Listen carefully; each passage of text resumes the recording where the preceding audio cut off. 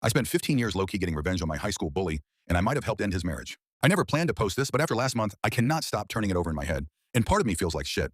But the other part of me feels like I was supportive, and karma just worked out in my favor. This is a long one, so stick with me. I'll add a little background to hopefully make this make a little more sense. Back in high school, I was the only black kid, which really fucking sucked. Think small town vibes outside of a big city. Jake, not his real name, was this rich white kid who at my school who seemed to make it his mission to break me for no goddamn reason at all. Him and his friends would throw daily racial slurs in the halls, and I constantly dealt with rumors that I was violent or did heavy drugs, which got me pulled into the office multiple times. He'd go out of his way to sabotage my group projects and even ended up ruining my first real relationship, which fucking sucked.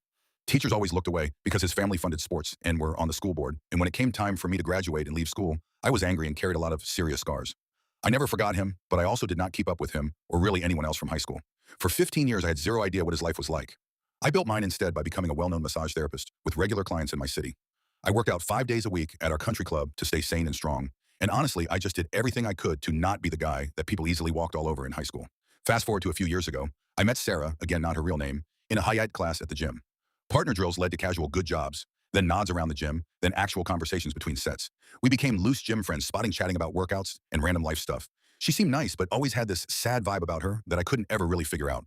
Well, last year we were grabbing a coffee after a class at the gym coffee shop, and she showed me vacation photos of her recently family vacation on her phone. When her husband popped up, I froze. It was Jake, but this guy was bloated, looked stressed AF, had a receding hairline, and looking nothing like the cocky asshole I remembered. I kept my face neutral and said nothing. After our talks got deeper, she would casually complain about her husband being moody, money being tight, him snapping at her, and the kids from time to time. I listened more than I spoke. I said things like, "You deserve to feel safe at home. Constant stress like this is not sustainable." Nothing dramatic. I never mentioned it knowing him or pushed hard. I just gave her realistic, honest feedback that anyone else would without diving too deep into the issues.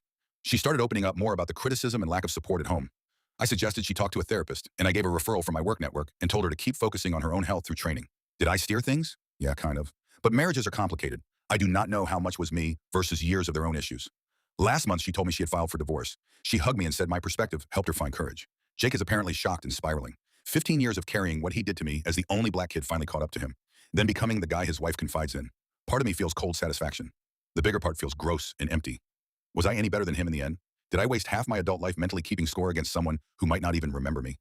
Probably not, in all, honestly. I don't ever cross a line or give any advice that a stranger would give someone in that situation. I believe in karma, and even though it was a slow burn, this felt right, and honestly, maybe Sarah is happier and better off for it. Finally, an excellent revenge story. Emo, you're a good friend, to his wife that is. Fuck Jake, he deserves it, and then some.